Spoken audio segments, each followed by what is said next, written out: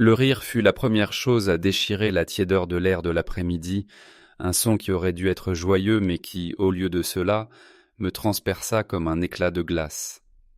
C'était la fête de remise des diplômes universitaires d'Émilie, ma belle-fille, et le jardin de la maison que j'avais entretenu pendant 20 ans était rempli des visages brillants et pleins d'espoir de ses amis.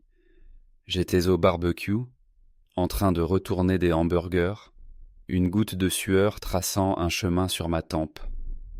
L'odeur du charbon de bois et du bœuf qui grésille était forte et réconfortante, un parfum que j'associais à la famille et à la fête. Je venais de tracer un parfait quadrillage sur un steak haché quand j'ai entendu sa voix, claire comme un cristal, s'échapper de l'ombre du saule pleureur où elle tenait sa cour. « Oh, lui ?» dit-elle, et j'ai su instinctivement qu'elle parlait de moi. Un de ses amis devait avoir demandé qui était le vieil homme qui suait au-dessus du barbecue. « C'est Richard, et c'est le mari de ma mère. » Une légère pause, lourde du poids des réserves non formulées. Puis la chute, délivrée avec l'insouciant haussement d'épaule de la jeunesse. « Il est super, vous savez, c'est celui qui paye les factures. » Le rire qui suivit fut léger, irréfléchi, le genre d'amusement désinvolte qui accompagne une remarque spirituelle et méprisante. Ce n'était pas méchant. C'était le pire. C'était simplement un énoncé de faits pour eux, une catégorisation nette de mon rôle dans sa vie. Je n'étais pas papa, ni même Richard, l'homme qui lui avait appris à faire du vélo et qui avait conduit pendant 3 heures dans une tempête de neige pour réparer sa première voiture en panne.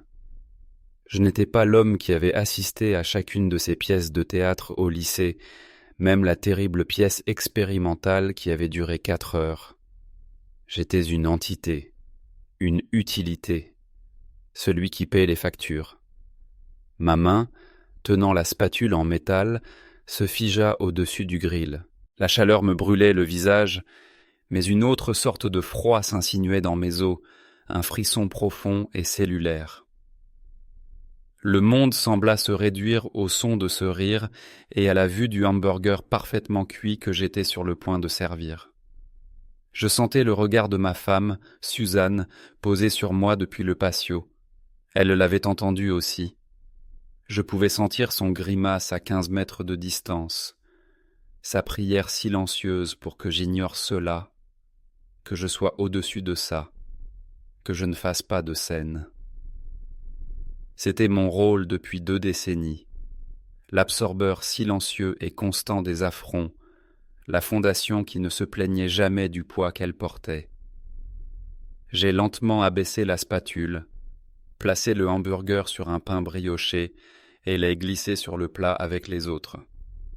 Mes mouvements étaient délibérés, presque robotiques. À l'intérieur, un barrage dont je ne soupçonnais même pas l'existence commençait à se fissurer. Ce n'était pas une rupture violente, mais une lente fracture grinçante, du genre qui arrive au béton sous des années de pression implacable. Pendant 20 ans, j'avais versé ma vie, mon argent, mon âme dans cette famille. J'avais construit cette maison, non seulement avec les paiements hypothécaires, mais de mes propres mains. La terrasse sur laquelle nous nous tenions, le patio en pierre, la remise de jardin. Et en une phrase insouciante et amusée, ma contribution avait été réduite à une transaction. J'étais un distributeur automatique de billets ambulants. J'ai regardé mes mains, calleuses et cicatrisées par mon travail d'ébéniste. Ces mains avaient fabriqué la cuisine où Émilie faisait ses devoirs, les étagères qui contenaient ses manuels, le lit même dans lequel elle dormait. Apparemment, tout ce qu'elle savait faire, c'était signer des chèques. Je ne me suis pas retourné. Je ne l'ai pas confrontée. Je suis resté là un instant, à écouter le brouhaha de la conversation reprendre, le cliquetis des verres, les sons insouciants d'une vie que j'avais financée mais dont je ne faisais apparemment pas partie. Le soleil sembla un peu moins chaud. L'odeur du barbecue me parut soudain grasse et écœurante. j'ai ressenti un profond sentiment de décalage, comme si j'étais un fantôme à ma propre fête. Et dans ce moment de vide, une question tranquille commença à se former dans mon esprit, une question que j'avais réprimée pendant des années. Si c'est tout ce que je suis, que se passe-t-il quand celui qui paie les factures décide d'arrêter de payer ? Les souvenirs sont revenus plus tard dans la nuit, spontanément, alors que j'étais allongé dans le noir à côté de Suzanne. Elle faisait semblant de dormir, sa respiration trop régulière, trop contrôlée. Elle ne voulait pas en parler, c'était sa façon de gérer tout ce qui était désagréable. Si on ne reconnaît pas la blessure, elle ne peut pas faire mal. Mais je saignais intérieurement, et le passé était mon hémorragie. Je me suis souvenu avoir rencontré Suzanne à un dîner chez un ami, il y a 22 ans. Elle était une mère célibataire, brillante et amusante, mais avec une ombre d'épuisement derrière les yeux. Sa fille, Émilie, était un tourbillon de petite fille de 5 ans, avec des genoux écorchés et une dent de devant manquante. Je suis tombé amoureux d'elles deux, profondément. Je ne cherchais pas à être un père, mais cette petite fille, avec son indépendance farouche et ses sourires timides, s'est frayé un chemin dans mon cœur. Je n'avais pas grand-chose. Mon entreprise d'ébénisterie ne faisait que démarrer, une entreprise individuelle dans un garage loué. Mais j'avais mes mains et une éthique de travail forgée par un père qui croyait que la sueur était une forme de prière. Quand Suzanne et moi avons décidé de nous marier 1 an plus tard, j'ai su que je n'épousais pas seulement Suzanne. Je m'engageais envers Émilie. Je ne l'ai jamais légalement adoptée.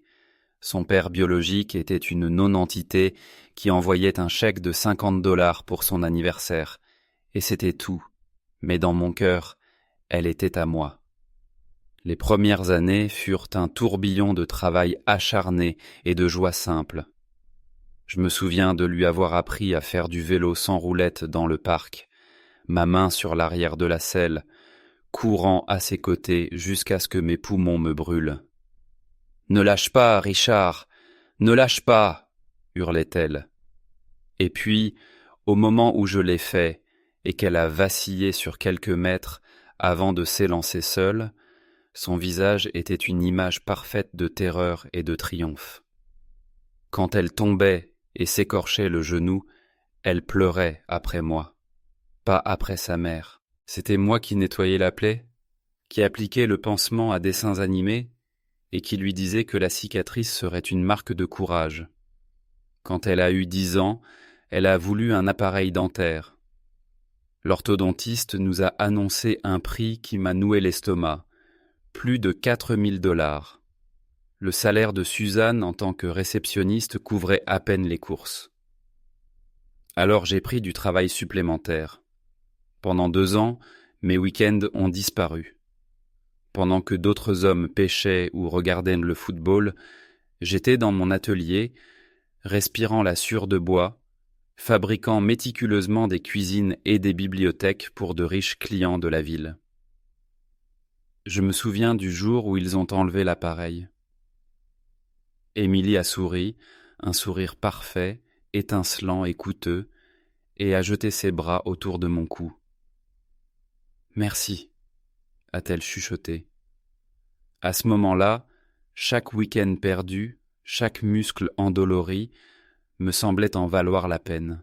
Les sacrifices n'ont cessé de s'accumuler, chacun étant une brique dans la fondation de son avenir. La plus grande maison dans un meilleur quartier scolaire, ajoutant $60 000 à notre hypothèque et des années à ma vie active. Les cours particuliers pour ces SAT, $2000 que je n'avais pas vraiment. La première voiture quand elle a eu 16 ans. Elle voulait un cabriolet tout neuf, quelque chose qu'elle avait vu dans un film. Je n'avais pas les moyens de lui offrir ça. Au lieu de cela, j'ai acheté une Toyota de 10 ans pour $1500 et j'ai passé les 3 week-ends suivants dans le garage à remplacer la courroie de distribution, les freins, l'alternateur et à régler le moteur jusqu'à ce qu'il ronronne comme un chaton. Je l'ai repeinte dans sa nuance de bleu préférée. Quand je la lui ai présentée, son visage s'est décomposé. Juste une seconde, mais je l'ai vue. La lueur de la déception. « Oh !» a-t-elle dit. « C'est vieux. » Suzanne est rapidement intervenue, s'extasiant sur sa fiabilité, sur la gentillesse que j'avais eue de la retaper juste pour elle.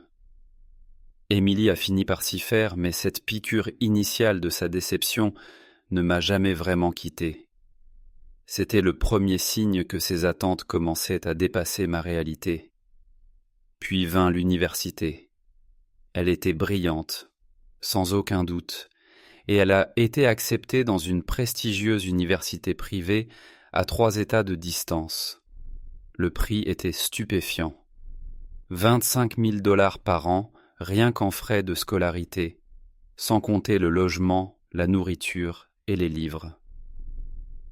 Nous étions assis à la table de la cuisine que j'avais construite, la lettre d'acceptation brillant sous la lumière. Suzanne pleurait de joie. Émilie était extatique. J'ai ressenti une bouffée de fierté, immédiatement suivie d'une vague de panique absolue. 100 000 $. Sur 4 ans. C'était plus que ce que j'avais sur mon compte de retraite. « On va s'en sortir », ai-je dit, les mots ayant le goût de cendre dans ma bouche. Et nous nous en sommes sortis. Je m'en suis sorti. J'ai pris une 2e hypothèque sur la maison. Notre maison, celle dans laquelle j'avais investi ma vie. J'ai commencé à travailler 70 heures par semaine. Mes mains, déjà calleuses, ont développé des fissures profondes et douloureuses. J'ai abandonné mon seul loisir, une partie de poker hebdomadaire avec quelques vieux amis. Je n'avais pas le temps, pas les 20 $ de rechange à perdre. Chaque centime est allé à l'éducation d'Émilie, une éducation en communication et sciences des médias, un diplôme dont je ne comprenais pas tout à fait l'application pratique, mais c'était ce qu'elle voulait. Pendant ces 4 années, les appels téléphoniques sont devenus moins fréquents. Quand elle appelait, c'était généralement parce qu'elle avait besoin de quelque chose. « Richard, mon forfait repas est épuisé. Tu pourrais me virer quelques centaines de $? Richard, il y a cette incroyable opportunité d'études à l'étranger, mais ça coûte 3 000 $. Richard, mon ordinateur portable est mort juste avant les examens. J'en ai besoin d'un nouveau, le bon. » Chaque demande était une petite incision, et je n'ai jamais dit non. Comment aurais-je pu ? J'étais investi. Il fallait que j'aille jusqu'au bout. Je me connectais au portail bancaire en ligne, les chiffres à l'écran étant un rappel constant et sinistre de nos économies en baisse, et je cliquais sur « Virement ». Suzanne me remerciait, me disant que j'étais un saint. Émilie envoyait un SMS rapide de « Merci », parfois avec un emoji cœur. Et je retournais à mon atelier et ponçais un autre morceau de bois jusqu'à ce que mes épaules hurlent de protestation. Allongé dans mon lit, la fête s'éloignant comme un écho, j'ai réalisé que la transition avait été si progressive que je ne l'avais même pas remarqué. J'étais passé de Richard qui a bandé mon genou à Richard qui a réparé ma voiture à finalement le type qui paye les factures. Le lien émotionnel s'était érodé avec le temps, remplacé par un lien financier. J'avais laissé faire. Je lui avais appris que mon amour s'exprimait le mieux à travers des transactions financières. J'étais devenu une fonction, et non un père. La fillette qui pleurait en courant vers moi après être tombée de son vélo avait disparu, remplacée par une jeune femme qui me considérait comme un poste budgétaire. La chaleur du souvenir de ses câlins d'enfant s'était éteinte face à la froide réalité de son rejet désinvolte. Et Suzanne, ma femme, ma partenaire, était complice de son silence, de sa manière de toujours lisser les vérités qui fâchent. Elle avait besoin que je sois le pourvoyeur, le roc inébranlable, pour ne jamais avoir à affronter les fissures dans la façade de notre famille. Le silence dans la chambre n'était plus paisible. Il était lourd, étouffant, le bruit de 20 ans de ressentiment, exigeant enfin d'être entendu. La semaine qui a suivi la fête fut une étude de la normalité forcée. Suzanne était excessivement gaie, préparant mes plats préférés, s'enquérant de ma journée avec une joie artificielle qui me hérissait le poil. Émilie a envoyé un SMS de remerciement générique pour la fête et le chèque de remise de diplôme que j'avais glissé dans sa carte, 1 000 $ que j'avais péniblement rassemblés, un dernier acte réflexe de paternalisme financier. Aucune mention de sa remarque, aucune excuse. Comme si rien ne s'était passé, un accord tacite pour repousser la laide vérité sous le tapis. Mais le tapis était maintenant trop bosselé. Je ne pouvais plus m'empêcher de trébucher dessus. Chaque interaction était différente. Quand Suzanne a mentionné que le lave-vaisselle faisait un drôle de bruit, ma première pensée n'a pas été « je devrais jeter un coup d'œil », mais plutôt « encore un truc pour le type qui paye les factures ». Je ressentais un ressentiment latent, totalement nouveau pour moi. J'ai toujours été un homme calme, un résolveur de problèmes. La colère était une émotion inefficace. Mais ce n'était pas une colère explosive, c'était un acide lent et corrosif qui me rongeait de l'intérieur. Le point de rupture, la goutte d'eau qui a fait déborder le vase, est survenu environ 2 semaines après la fête. C'était un mardi soir. J'étais dans mon fauteuil, essayant de lire le journal, mais les mots restaient flous. Mon esprit était ailleurs, calculant les taux d'intérêt sur la 2e hypothèque, me demandant combien d'années de semaines de 70 heures il me restait à vivre. J'avais 58 ans, et mon corps commençait à me le rappeler quotidiennement. Mon dos me faisait constamment souffrir, et ma main droite avait des tremblements certains matins qui rendaient difficile la tenue d'un ciseau à bois. Émilie est venue dîner. C'était inhabituel, elle avait généralement des projets avec des amis. Mais elle était tout sourire, aidant sa mère à mettre la table, me posant des questions sur une marqueterie difficile sur laquelle je travaillais pour un client. C'était une performance, et j'étais le public visé. J'ai ressenti une lassitude teintée de crainte. Je savais ce qui allait arriver. Le préambule est toujours agréable lorsqu'un retrait est sur le point d'être demandé. Nous avons dîné, pot au feu, mon plat préféré, un autre élément de l'offensive de charme. La conversation était légère. Émilie a parlé de sa recherche d'emploi, de la difficulté de trouver un bon poste dans les médias, du coût élevé de la vie. Tout cela était un récit soigneusement construit menant à une seule destination. Après le dîner, alors que Suzanne débarrassait les assiettes, Émilie s'est assise sur le pouf devant mon fauteuil. Elle avait ce regard sérieux, les yeux grands ouverts, qu'elle utilisait quand elle voulait veiller plus tard que l'heure permise. « Richard, commença-t-elle, la voix douce. Je voulais te parler de quelque chose. C'est une opportunité vraiment incroyable. » J'ai plié mon journal et l'ai posé sur la table d'appoint. « Ah bon ? Alors, les parents de mon amie Chloé l'aident à verser un acompte sur un condo au centre-ville. C'est un excellent investissement, tu sais. Au lieu de simplement jeter de l'argent par les fenêtres en loyer. Et il y a un logement disponible dans le même immeuble. Il est petit, mais il est parfait. Et si je peux entrer maintenant, la valeur des biens immobiliers va tout simplement monter en flèche. » Je suis resté silencieux, la laissant parler. J'ai observé son visage, tellement semblable à celui de sa mère, mais avec une confiance que Suzanne n'a jamais eue.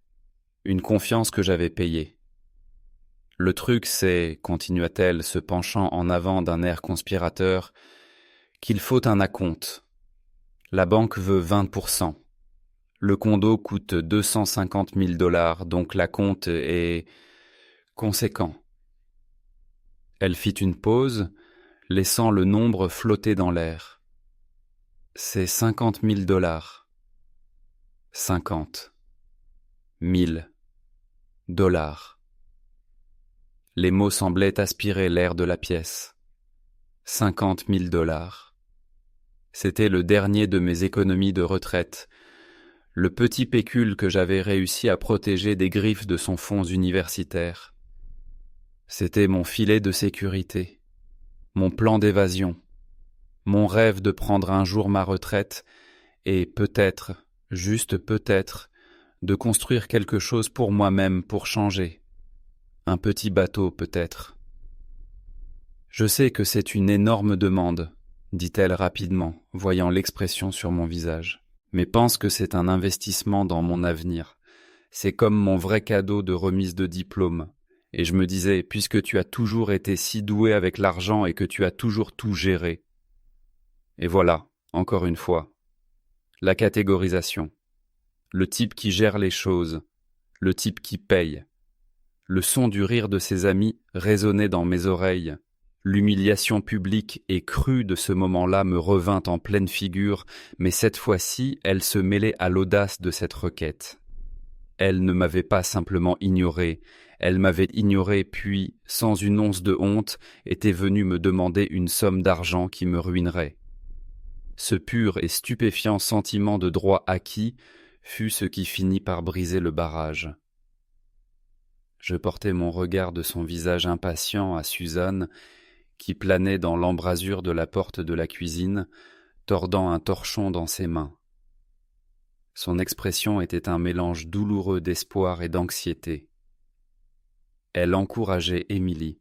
Elle voulait que je le fasse, que je sois le héros une fois de plus, que je réalise les rêves de sa fille, quel qu'en soit le coût pour moi.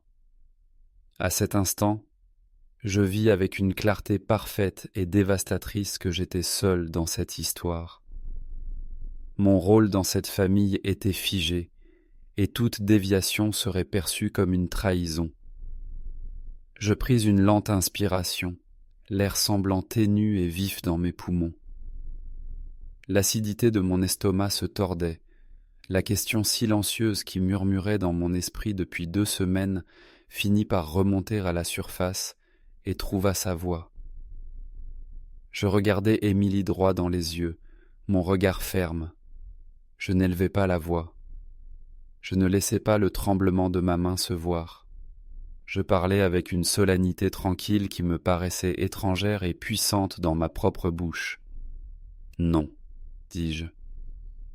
Le mot resta suspendu dans l'air, petit et dur et tout à fait inébranlable. C'était un son qu'il ne m'avait jamais entendu prononcer dans le contexte d'une demande financière. Émilie cligna des yeux, un léger froncement de sourcils sillonnant son front. « Non ? Quoi ? Qu'est-ce que tu veux dire, non ? » « Je veux dire non, » répétai-je, ma voix calme. « Je ne te donnerai pas $50 000 pour un acompte. » Suzanne se précipita hors de la cuisine. « Richard, dit-elle, sa voix un sifflement aigu, est-ce qu'on peut en parler en privé ? » « Il n'y a rien à dire en privé, Suzanne, dis-je, ne quittant pas Émilie des yeux. Ta fille est là, elle demande quelque chose, je lui donne ma réponse. La réponse est non. Le visage d'Émilie commença à s'effondrer, le sourire confiant remplacé par un regard d'incrédulité, puis de colère naissante. Mais pourquoi ? Je ne comprends pas. Tu m'as toujours aidé.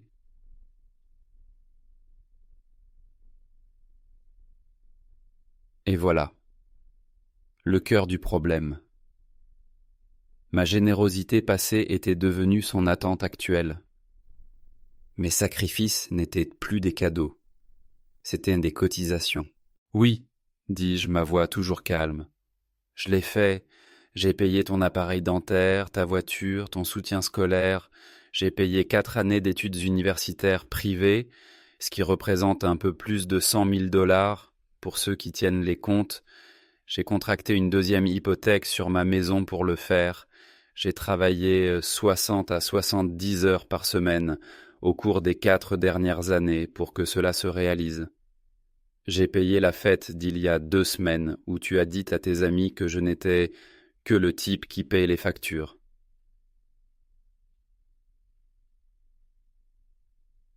La couleur quitta son visage.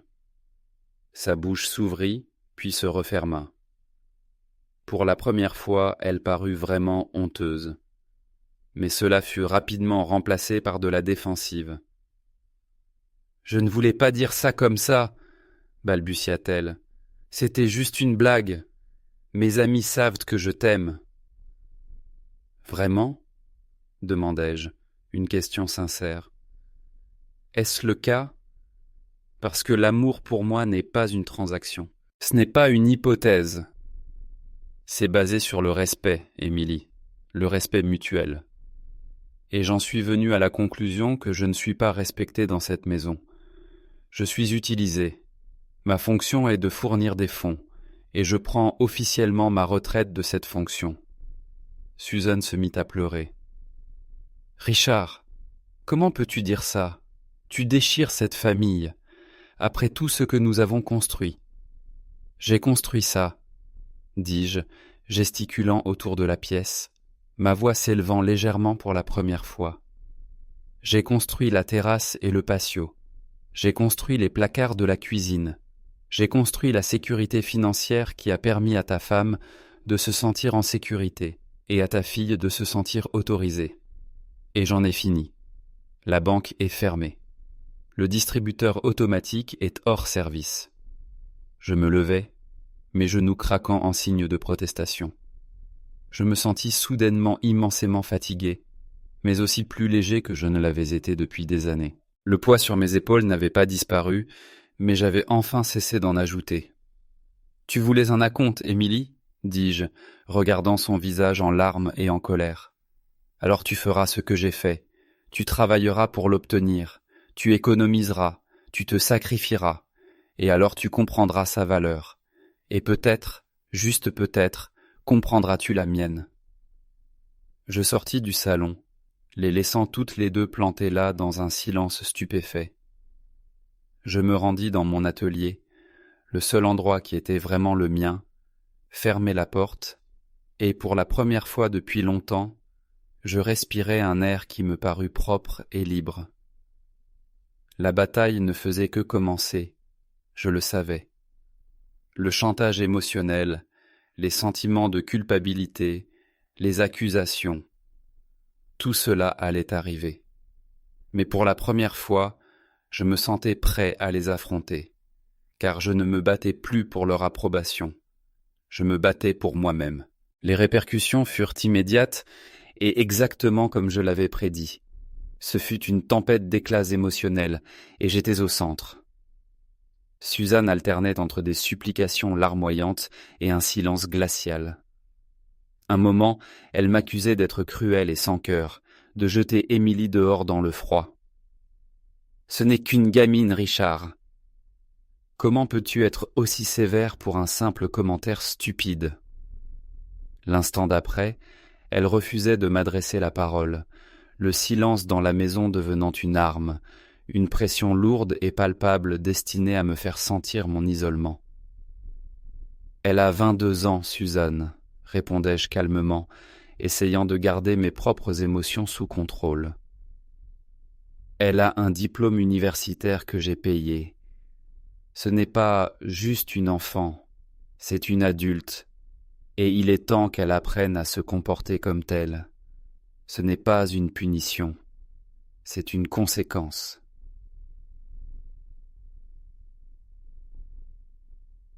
Mais la logique était inutile face au raz-de-marée de son émotion. Pour elle, j'avais rompu le contrat tacite qui avait défini notre mariage. Mon rôle était de subvenir, d'aplanir les difficultés, d'être le pilier silencieux et solide. En disant non, j'avais abdiqué ma responsabilité, et cela la terrifiait. Elle avait bâti son confort sur les fondations de mon sacrifice, et je venais de révéler que ces fondations avaient des limites. Émilie, de son côté, passa à l'offensive. Un déluge de SMS, chacun étant une bombe de culpabilité parfaitement élaborée. Je n'arrive pas à croire que tu me reproches ce que tu as fait pour moi. Je pensais que c'était un cadeau, pas un prêt que je devais rembourser avec une gratitude éternelle. Tous les parents de mes amis les aident. Je suis la seule à être laissée tomber. C'est humiliant. Tu as complètement ruiné ma relation avec maman. Elle est dévastée à cause de toi. Je lisais chaque message, puis le supprimais sans répondre. Argumenter par SMS me semblait une entreprise insensée. Que pouvais-je dire? Qu'un cadeau, quand il est considéré comme acquis, cesse d'être un cadeau et devient une exigence. Que me comparer aux parents de tous ses amis était précisément l'attitude qui nous avait conduits là. Que la détresse de sa mère était une responsabilité partagée. C'était inutile. Elle n'était pas prête à entendre quoi que ce soit. Sa colère était un bouclier, la protégeant de la piqûre douloureuse de l'introspection. Vinrent ensuite les singes volants, les membres de la famille élargie enrôlés pour exercer des pressions. La sœur de Suzanne, Carole, m'appela un soir. Carole m'avait toujours considéré comme une sorte de mule simple et travailleuse qui avait heureusement épousé sa sœur et lui assurait un train de vie qu'elle n'aurait pas pu gérer seule. « Richard, je dois te dire que je suis choquée, » commença-t-elle, sa voix dégoulinant de condescendance. « Suzanne est hors d'elle, et la pauvre Émilie.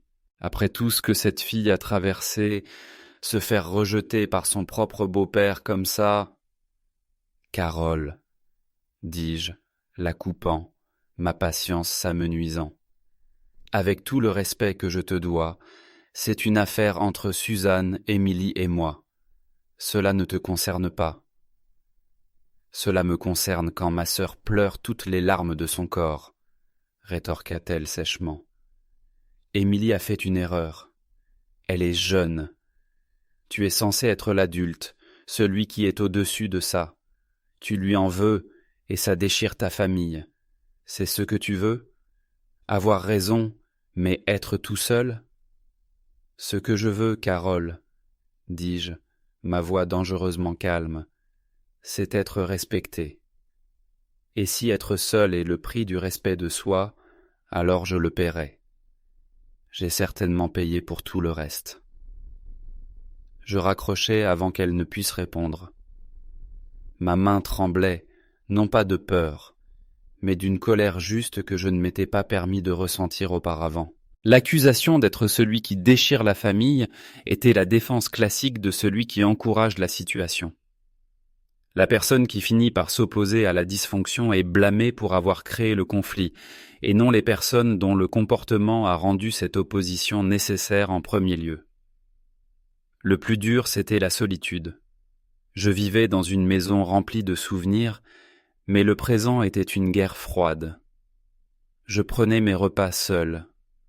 Je passais mes soirées dans l'atelier, non pas parce que j'avais un travail urgent, mais parce que l'odeur de la sure et de la colle à bois était plus réconfortante que le silence étouffant du salon. J'ai commencé à restaurer cette vieille voiture dont je rêvais, une Ford Falcon de 1968 qui dormait sous une bâche dans le garage depuis 10 ans. Je commençais à décaper la vieille peinture, à poncer la rouille, me concentrant sur le travail méticuleux et honnête de mes mains.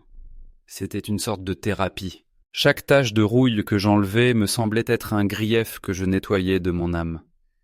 Il y a eu des moments de doute, bien sûr.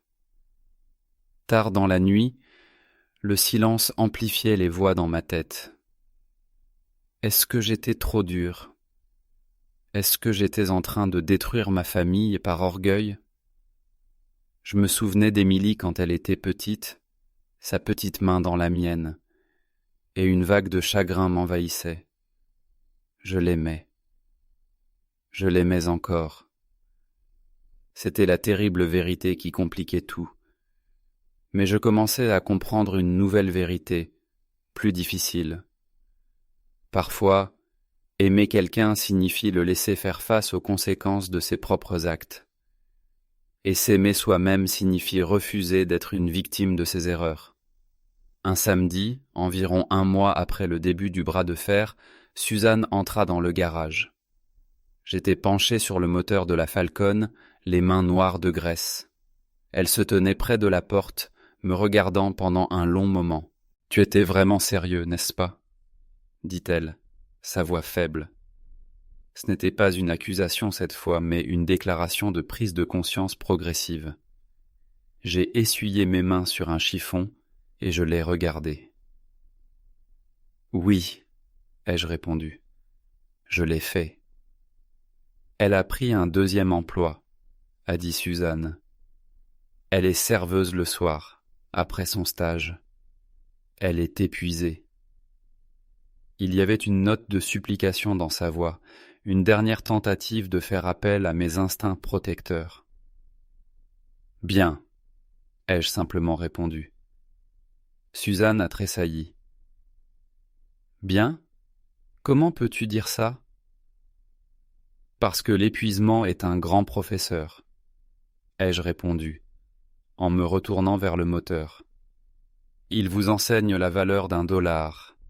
Il vous enseigne que les rêves ne se réalisent pas par magie. Ils se construisent, pièce par pièce, avec de la sueur et du sacrifice. C'est une leçon qu'elle aurait dû apprendre il y a longtemps. Elle n'avait pas de réponse à cela. Elle est restée là 1 minute de plus, puis s'est retournée et est rentrée dans la maison. Mais quelque chose avait changé. L'urgence désespérée avait disparu de sa voix, remplacée par une résignation tranquille et réticente. Peut-être commençait-elle enfin à le comprendre, elle aussi. La fille qu'elle essayait de protéger n'était pas la même que la femme forte et autonome qu'elle pouvait devenir. Mon non n'était pas un acte de cruauté, mais un acte d'amour douloureux et nécessaire. C'était une preuve de confiance qu'Émilie était capable de plus que simplement prendre. Elle était capable de construire quelque chose par elle-même. Je devais juste me retirer et la laisser faire. J'ai serré un boulon sur le bloc moteur, le clic net et satisfaisant de la clé résonnant dans le garage silencieux. C'était le son de quelque chose de nouveau qui se fixait en place. Les mois qui ont suivi ont été une reconstruction lente et silencieuse, non pas de la famille mais de moi-même, eux. Le silence dans la maison s'est progressivement transformé d'une entité tendue et hostile en quelque chose de plus paisible. Suzanne et moi avons recommencé à parler, pas d'Émilie mais d'autre chose. Le jardin, un film que nous avons regardé, mes progrès sur la Falcon. C'était timide, comme marcher sur un sol dont on n'est pas sûr qu'il tiendra, mais c'était un début. Elle a vu que je n'allais pas exploser, ni partir, ni la punir. J'étais simplement différent. L'homme calme et accommodant qu'elle avait épousé avait été remplacé par un homme avec une colonne vertébrale d'acier. Elle n'aimait pas ça, pas encore, mais je pense qu'elle commençait à le respecter. J'ai investi mon temps libre et mon énergie nouvellement acquis dans ma propre vie. J'ai repris ma partie de poker hebdomadaire. Les 20 ou 40 $ que je pouvais perdre me semblaient un investissement valable dans la camaraderie. J'ai commencé à faire de longues promenades le soir, respirant l'air frais, sentant la tension dans ma poitrine enfin commencer à se relâcher. Mon atelier est devenu mon sanctuaire. La Falcon s'est lentement transformée sous mes mains. J'ai acheté un nouveau bloc moteur avec l'argent qui aurait autrefois servi à l'une des urgences d'Émilie. J'ai passé des heures à poncer méticuleusement la carrosserie, la préparant pour une couche de peinture noire profonde et classique. C'était mon projet, pour mon plaisir. La joie que j'y trouvais était pure, non compliquée par l'obligation ou l'attente. Nous entendions des bribes de la vie d'Émilie par Suzanne. Elle luttait. Ses 2 emplois lui laissaient peu de temps pour une vie sociale. Elle a dû créer un budget pour la première fois de sa vie et a été horrifiée de voir à quelle vitesse ses chèques de paie disparaissaient en loyer, services publics et épicerie. Elle se plaignait constamment à sa mère que ce n'était pas juste. Suzanne me relayait ses conversations et je me contentais d'acquiescer. Je n'offrais aucun commentaire, aucun « je te l'avais dit ». Je laissais simplement la réalité de la nouvelle vie d'Émilie parler d'elle-même. Le véritable tournant s'est produit environ 6 mois après le dîner d'acompte. C'était un dimanche. J'étais dans le garage, en train de polir un pare-choc nouvellement chromé pour la Falcon. La voiture était presque terminée. Elle était magnifique, un témoignage de mois de travail patient. La porte s'est ouverte et c'était Émilie. Je ne l'avais pas vue en personne depuis cette nuit-là. Elle avait l'air plus mince et il y avait des cernes sous ses yeux, mais elle avait aussi l'air plus âgée, plus terre à terre. Elle n'était pas habillée pour une supplication ou une performance, juste un jean et un simple pull. Elle est restée là maladroitement, les mains enfoncées dans ses poches. « La voiture est incroyable », a-t-elle dit, sa voix basse. « Merci », ai-je répondu, en continuant à polir le chrome. Presque fini. Nous sommes restés silencieux pendant une longue et inconfortable minute. Je ne l'ai pas aidé. J'avais appris que combler le silence était une forme d'encouragement à la dépendance. C'était sa visite, son ordre du jour. C'était à elle de parler. Finalement, elle a pris une inspiration. Je voulais m'excuser, a-t-elle dit, les mots sortant précipitamment, comme si elle avait peur qu'ils restent coincés si elle les prononçait trop lentement. Pour ce que j'ai dit à la fête, et pour la façon dont j'ai agi après, pour tout. J'ai arrêté de polir et je l'ai regardée. J'ai vu une lueur de la petite fille aux genoux écorchés, mais elle était entourée d'une femme que je commençais tout juste à connaître. Je n'ai pas compris, a-t-elle continué, ses yeux se remplissant de larmes qu'elle luttait pour retenir. Honnêtement, je n'ai pas compris. Je t'ai entendu quand tu as énuméré toutes les choses que tu avais payées, et ma première pensée a été « Pourquoi me jette-t-il ça à la figure ?» Je n'ai jamais pensé d'où venait cet argent. Au week-end où tu as travaillé, à la 2e hypothèque. C'était juste là, comme de l'eau au robinet. Elle essuya son œil du revers de la main. Ces 6 derniers mois ont été la période la plus dure de ma vie. Je suis fatigué tout le temps. J'ai dû vendre ma voiture pour payer le loyer le mois dernier, et je ne pouvais m'empêcher de penser à toi, dans le garage, passant tout ce temps à la retaper pour moi, et j'étais déçu parce qu'elle était vieille.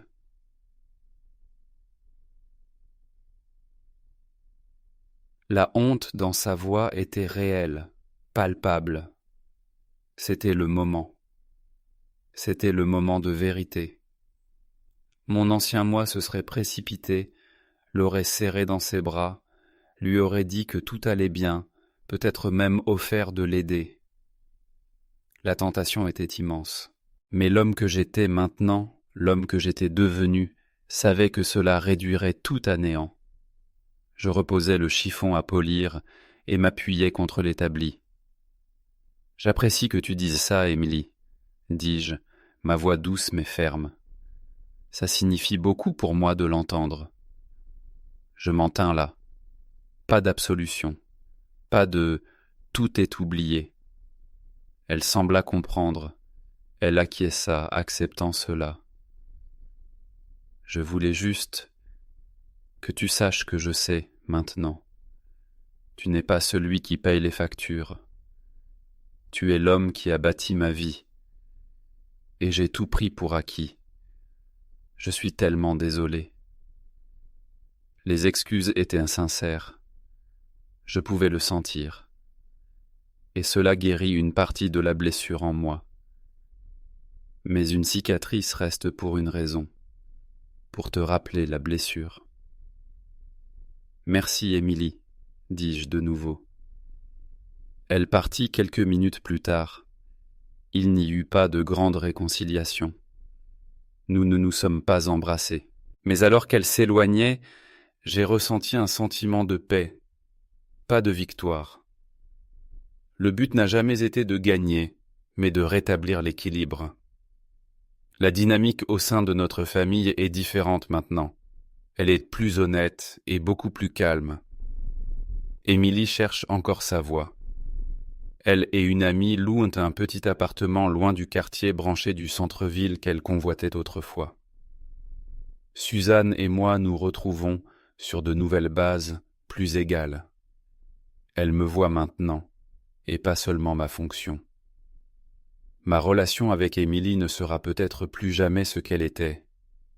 L'affection innocente et simple de son enfance a disparu à jamais, victime de son sentiment de droit et de mon propre laxisme.